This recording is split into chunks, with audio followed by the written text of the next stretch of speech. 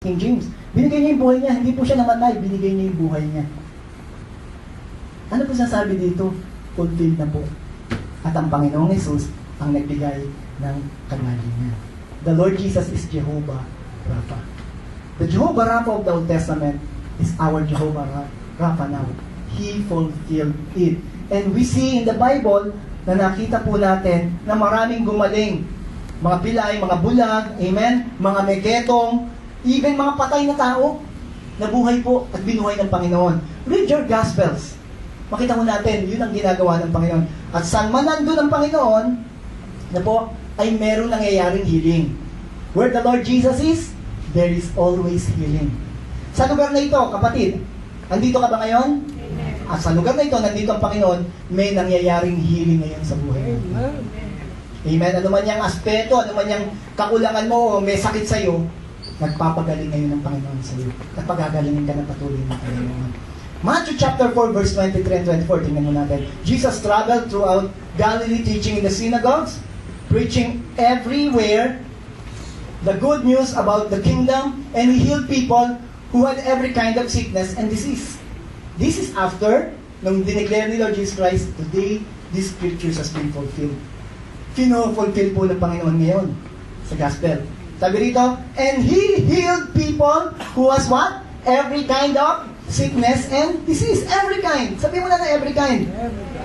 Kayang pagalingin ng Panginoon.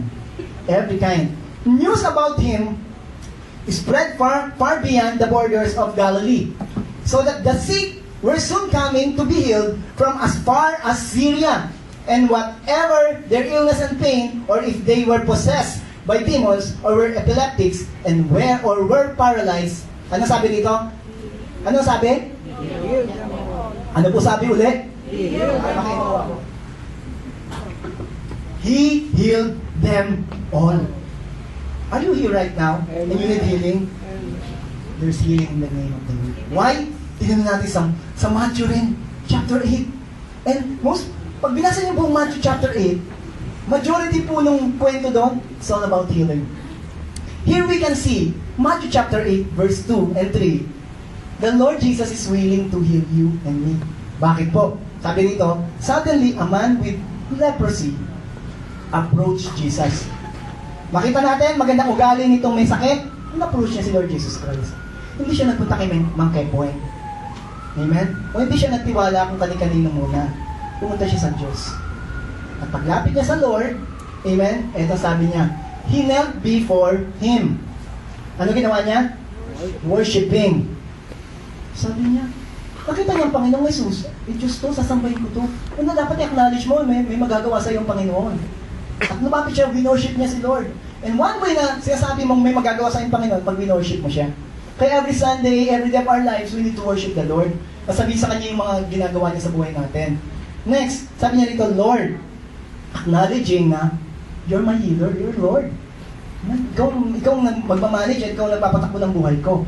The man said, if you want to, sabi ng tao, kung gusto mo or if you want to, you can make me well again. Ang maganda po yung sagot ng Panginoon. Verse 3. At ito ngayon sinasabi sa iyo, nasasabi mo, pagkagaling mo kaya ako, Lord. Ito sabi, Jesus touched him sa pamagandang bagay. Si Lord po, hindi po natatakot anumang sakit yan. Nakakahawa man. Nakakahawa po ba yung sakit? Leprosy. So nakita natin dito, sabi from the Bible, Jesus touched the leprous. Sabi ni Lord, ano sabi ni Lord? Basahin po natin lahat. Nakikita niyo po ba? Ayun. Basahin natin lahat. Sabi kasi dito, Lord, if you want to, you can make me well again. Ang sabi ni Lord, I want to. And Jesus said, be healed. And instantly, the leprosy disappeared. So, meron kang question sa buhay mo. Gusto mo bang maging maayos ang buhay ko, Panginoon? Gusto mo bang maging maayos ang finances ko, Lord? Lord, gusto mo ba na maayos tong aking physical na sakit? Emotional? Family? Alam niyo sabi ni Lord? Gusto ko. Hindi po nagtataboy ang Panginoon. Gusto niya maging maayos ang buhay natin. At yun ang reason niya, bakit niya sinabi sa John 10:10, I came to give you life and have it more abundantly. Nagpapalito ko para nga yan ang purpose ko eh. Ayusin ko ang buhay mo sa mundong ito at sa susunod na mundo, sigurado ka na ron at tinanggap mo ko bilang Panginoon at tagapagligtas. Another lesson dito sa chapter 8 ng Matthew. Basahin naman natin yung verse 5, 6, and 7. Nakita ko naman dito, if you need healing, He will come to you if you need it. Ito, tingnan natin. When Jesus arrived in Capernaum, a Roman officer came and pled with Him. Sabi ng Roman officer, Lord, my young servant lies in bed. Ito, tingnan natin ito, Roman officer. Tinuro ko ito sa mga bata last Friday ago. Natuwa ho sila dito sa Roman officer. Pwede natin kasi sabihin ito, Roman officer na ito, kapitan na ho ito eh. Nasa kanya lahat, mayaman siya. Pero hindi ibig sabihin nun, sabi ko nga ho, walang pinipili ang sakit para sa pamilya mo, para sa iyo eh. Kahit sino ka pwedeng dapuan yan. Ito, mahal niya sa buhay ang may sakit. Amen? Gano'ng kamahal to? Dahil ito'y servant niya. Kailangan niya itong servant na ito sa buhay niya. Amen? Kaya sabi niya rito, Lord, my young servant lies in bed. Sa katotohanan, ang problema, sakit, anuman yan, pwedeng dumating sa atin kahit kailan. Pero ito ang magandang katugunan. Sabi niya, Lord, my young servant lies in bed, paralyzed and racked with pain. Matthew chapter 8 verse 7, Jesus said, I will come and heal him. Maganda pong sagot ng Panginoon. Sabi niya, teka, wala ba akong ginagawa? Busy ako. Hindi po ganun ng Panginoon. Narinig ang, sakit. Yan ang business ko. Magpapagaling ako. Yan nga, pinulfill ko ang purpose ko, kaya ako nandito. To set the captives free, to bring healing. Kaya sabi niya, I will come and heal yung katulong na yun. Pero pag pinasa yung susunod na istorya, sabi niya, hindi na Lord. Roman centurion din ako, may boss ako sa taas, boss ako, at meron akong tao sa baba. Pag sinabi ng boss kong gawin ko to, gagawin ko yun. Utusan ko yung sa baba kong nasa downline ko, sabihin kong gawin niya to, susunod siya sa akin, kasi may authority. Sabi niya, sabihin mo lang Panginoon. Kasi sinabi ng Lord, if you read yung continuous verses, sabi ng Lord, iba ang pananampalataya ng taong ito. Go, and magaling na yung anak. Alam niyo po, basahin niyo po yung sunod na story, hindi ko na po nilagay niya para mabilis tayo. Na sinalubong siya nung kanyang katulong, nung isa ba niyang kasama sa bahay, sabi niya, magaling na si servant natin, yung mahal-mahal mong servant, o mahal-mahal mong katuwang sa bahay. Nasabi ron ni Matthew, the same time na sinabi ni Lord Jesus Christ na magaling na yung iyong pinagpe-pray, nakagalingan, yun daw yung oras na nawala yung sakit ng kanyang mahal na servant. Kita mo natin to, yun po yung Diyos natin. Kung saan siya nandun, magkakaroon ng healing. Kaya kapatid, if you want healing, pumunta ka kung saan nandun ang Panginoon. Saan nandun ang Panginoon? Pwede yan sa bahay ninyo. Pag may nararamdaman kayo, manalangin ka sa Panginoon, hindi mo yung tulong niya. Tulad ng leprosy. Hindi niya matatanggap yung kagalingan niya kung lumayo siya sa Panginoon. Narinig niya ang Panginoon Jesus na nandun, pumunta siya. Sabi niya, gusto mo ba akong gumaling, Lord? Sabi niya, Lord, gusto kitang gumaling. Itong Roman centurion na ito, umalis sa bahay nila, bumiyahe, lumapit sa Panginoon. Paglapit niya, sabi ni Lord, halika, puntahan natin. Diyan pa si Lord na puntahan. Pero hindi naman nangyari yun, kaya lalo lumaki pala ng palataya ng tao ito. Sabi niya, sabihin mo lang, Panginoon. Isang kailangan natin sabihin niya sa Panginoon, sabihin mo lang.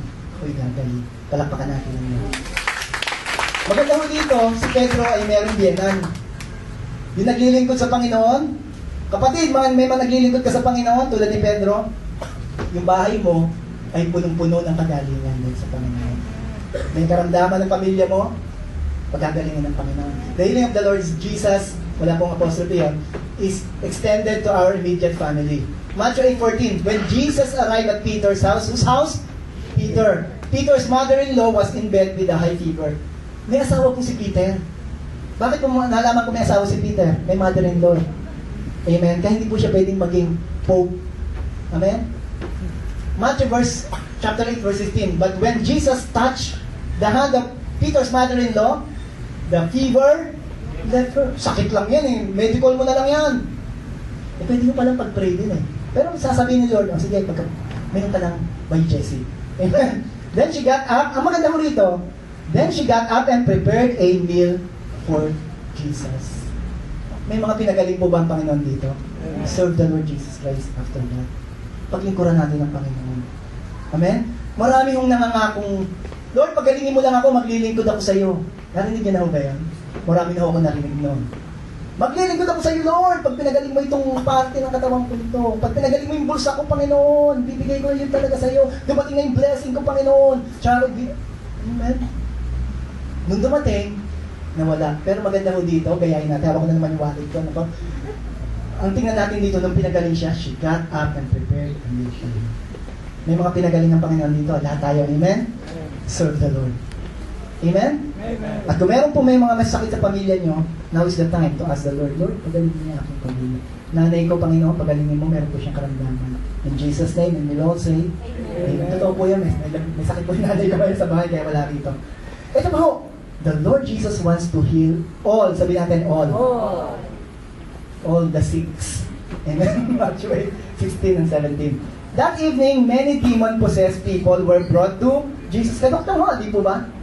Sa bahay nila Peter, ay naging bahay po nila Peter ay naging pong healing place dahil nandun ang Panginoon. Are you with me, church? Nandito po ang Panginoon, kaya this place is a healing place also, a hospital. Sa bahay ninyo, pwede. Sa school, pwede. May isang teacher kahapon kausap, nung Friday sabi ng teacher, Pastor, lahat ng pinagpipray ko, gumagaling. Kaya mamaya mapag-usapan natin. Kasi may karapatan kayo mag-pray at gagaling yung mga pinagpipray mo. Pero makita ko natin dito, bahay ni Peter to. All the spirit fled when he commanded them to leave. And, ano sabi rito? Basahin natin lahat. And he healed all the sick.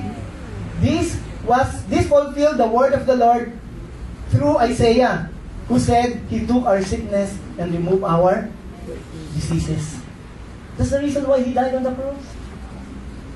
Sabi na, by the stripe of Jesus, we are healed. Amen? Sabi dito, He took our sickness and removed our diseases. Are you sick today? O meron ka mga parte ng buhay mo na may sakit? Nandito po ang Panginoon Jesus. He is Jehovah Rapha. Matthew 14:35 and 36, another verse. The news of their arrival spread quickly throughout the whole surrounding area. And soon people were bringing all their sick to be what? Healed. The sick begged him to let them touch even the fringe of his robe. And all who touched it were what? Healed. The best example, yung babaeng dinudugo. Sign po yun ang faith nila, Lord, kakapit ako. Amen? Hindi nyo naman kailangan physically ngayon dahil ang Panginoong Jesus wala rito ngayon. Amen? At wag ko kayo magkakuha ng panyo at papuwas po dun sa Amen? Nakuha niyo po ako. Ito po yung pananampalataya na ngayon. Lord, pinangahawakan ko yung salita mo. Makakapit ako ngayon sa iyo at itong pinakakapitan ko yung mga sinabi mong kagalingan para sa akin. Ang makikita lang natin dito, nagpagaling ang Panginoon. Amen? Jesus told them, go back to John and tell him about what you have heard and seen. The blind see, the lame walk, the lepers are cured, the deaf hear, and the dead are raised to life. And the good news is being preached to the poor. Matthew 11:4 and 5. Anong istorya to? Ba't mo kinote yan, Pastor Ipe? Si John po, nakakulong na. John the Baptist. Eh medyo, ang tagal niya nakakulong doon. Nagtaka nga sa pinsan ko. Tanong mo nga kung siya talaga. Pero alam ni John yung mga sign. Kaya bumalik po itong mga disciple ni John. Pumunta muna kay Jesus. Tinanong ito, sabi niya, eto sabi mo kay John. At alam niyo pong ginawang assurance ni Lord Jesus Christ, yung pagpapagaling ng mga may sakit. At isa po yan sa way na ginagamit ng Panginoon ngayon para maraming kumilala sa Kanya. Yung healing at milagro sa buhay natin, yan po yung ginagamit ng Panginoon para magandang Panginoon. At ngayon po, hanggang ngayon gumagawa ang Panginoon. Kaya bumalik sila kay John, sinabi nila, at naging kampante po si John the Baptist. Hinintay niya na lang pagkapugot niya ng ulo. Di ba, napugutan po si John ng ulo. Pero isa po katotohanan, ang isang patotoo ng Panginoong Jesus ay gumagawa siya ng milagro sa buhay natin. Are you with me, church? May mga milagro ba tayo sa buhay? Tingnan mo po natin apostles, mabilis na lang po. The apostles continued the ministry of healing. Bakit po? Si Lord ho, pumunta na sa langit. At bago siya pumunta, ito po sabi niya. And then He told them, go into all the world and what? And what? Yun po ginagawa natin ngayon. We preach the good news to everyone. Everywhere. Amen? We exist to love God and make Him known to the whole world. Anyone who believes and is baptized will be what? Saved. So we share to them the gospel of the good news of salvation, and they will believe. And they will be saved. But anyone who refuses to believe will be condemned. So hindi po tayo nagbibigay, oy, condemn ka na, ano. Hindi siya naniwala mismo. Kaya po yan ang judgment. These signs will accompany those who what? Believe. Do you believe, church? Amen. Believer ka ba ni Lord? Amen. They will cast out demons in my name. Huwag kayong maghanap mamaya ng mga demonyo sa labas. Amen? Marami na po niyan. Amen? They will cast out demons in my name.